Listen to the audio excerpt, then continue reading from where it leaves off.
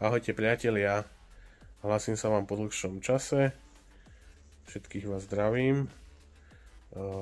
Prichádza jeseň, dlhšie zimné večery sa blížia, aby sme sa nenudili, tak tu mám nachystanú a to vlastne budeme prerábať túto fresku.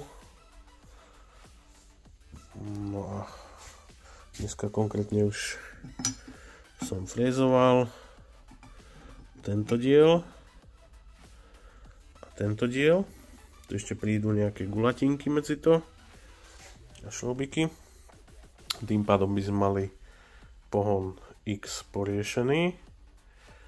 A Y príde buď niekde sem alebo sem s ozubeným remeňom a Z poriešim takisto nejako. Budem sa snažiť zachovať tie manuálne funkcie, aby zostali.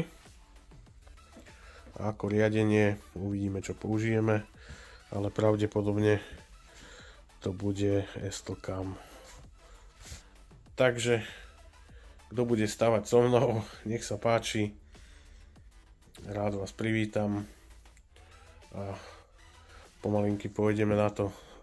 Sledujte nás ďalej.